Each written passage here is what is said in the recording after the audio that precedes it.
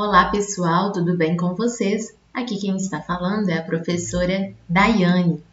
Eu estou aqui hoje, pessoal, para fazer a correção das atividades da semana 1 do Plano de Estudo Tutorado de Geografia, volume 1 de 2021, do nono ano, né? Então, olha só, o tema do PET 1 de todas as 4 semanas é um revisional. É um revisional daquilo que vocês estudaram ao longo do 8º ano.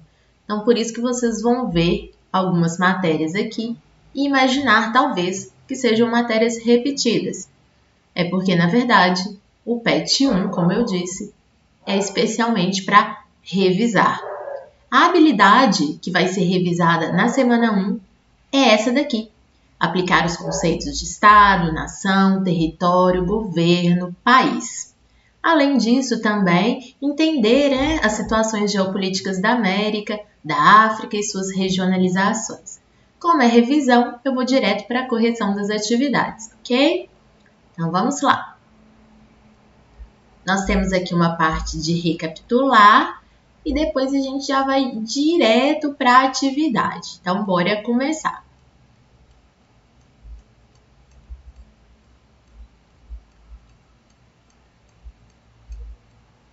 Então, vamos lá. A primeira atividade, ela nos traz 2 mapas. Um mapa 1, que mostra a regionalização física da América, dividindo o continente em América do Norte, América Central e América do Sul.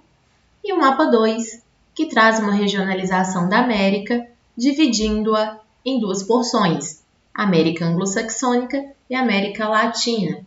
Essa regionalização é chamada de histórica ou ainda de política, ok? Então vamos lá. Elabore um título para o mapa 1 e para o mapa 2, considerando o tipo de regionalização representado.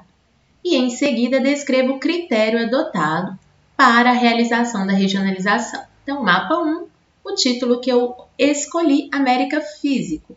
O critério, leva em consideração a localização e a posição das terras emersas que formam o continente.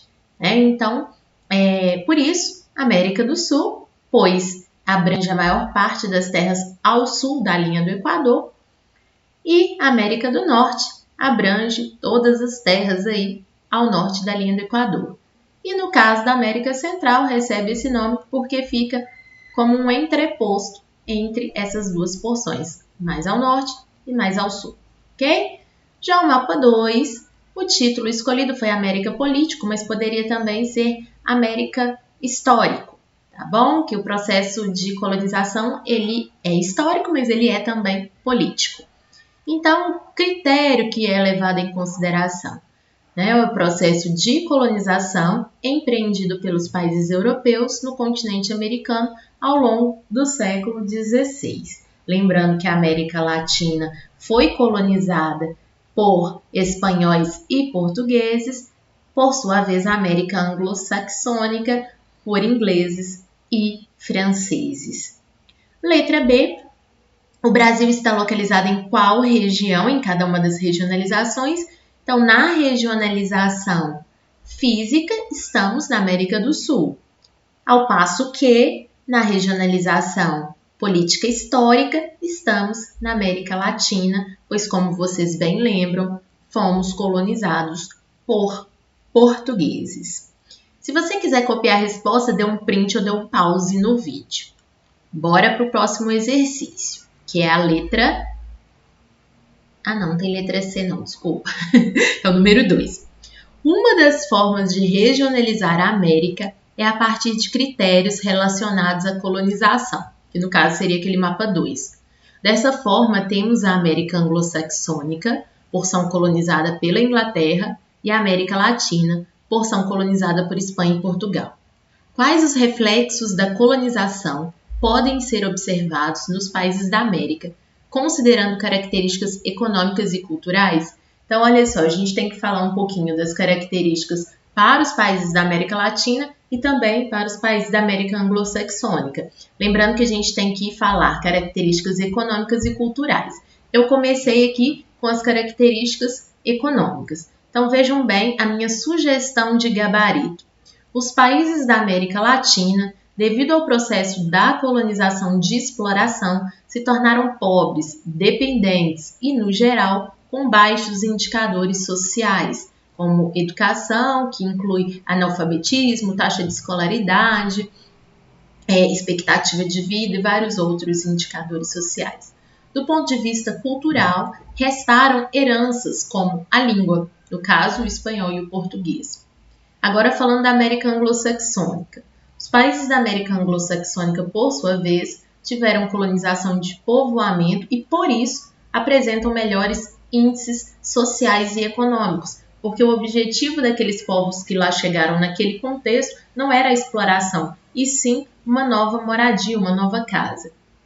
Na cultura, destacam-se a presença da língua inglesa e francesa. Lembrando que a língua francesa destaca-se numa porção do território canadense. Okay? O que predomina mesmo é a língua inglesa, mas há alguns locais com a presença, de descendentes de franceses e também o uso da própria língua. Número 3. Observe o mapa do continente africano. Este mapa apresenta uma das regionalizações possíveis. Inclusive, esta é a regionalização utilizada pela Organização das Nações Unidas quando ela vai se referir ao continente africano, certo? Como vocês podem ver, nós temos aqui África Ocidental, Setentrional, Oriental, Central e Meridional. Qual o critério utilizado para regionalizar o território africano? O mapa representa? Então, na verdade, não é apenas um critério, são vários, sobretudo a localização dos países, a cultura e também a economia. Então, por exemplo, países mais ao sul formam a África Meridional, países mais a leste formam a África Oriental, por exemplo. Na letra B, pede para que a gente dê um título ao mapa. O título que eu escolhi foi África Político e Econômico, ou eu poderia colocar África Regionalização Política e Econômica, fica a critério de vocês, é uma sugestão, tá bom? A letra C, qual outra forma de regionalizar o continente? Em quantas e em quais partes ele fica dividido? Não sei se vocês se lembram, é aquela que considera mais os aspectos históricos e culturais. De acordo com ela, o continente fica dividido em dois, que seria o norte da África, são países próximos ao mar Mediterrâneo, sobretudo os países de maioria muçulmana, e a África subsaariana, aquela que compreende os países localizados ao sul do deserto do Saara, onde predominam religiões animistas, que são aquelas que acreditam que as forças da natureza são animadas por deuses. Um exemplo de uma religião animista é o candomblé, para que vocês possam entender. Tá? A questão número 4, observe a imagem. Qual momento histórico vivenciado pelo continente africano ela retrata? Cite duas consequências desse fenômeno observados até os dias atuais. Então, notem que aqui a gente está diante de uma imagem que representa o continente africano, sendo discutido, dividido, rebatido por países europeus, como a Espanha, Portugal, Itália, Alemanha, Grã-Bretanha, Bélgica, França e Holanda. Notem que essa charge ela faz referência a um evento específico.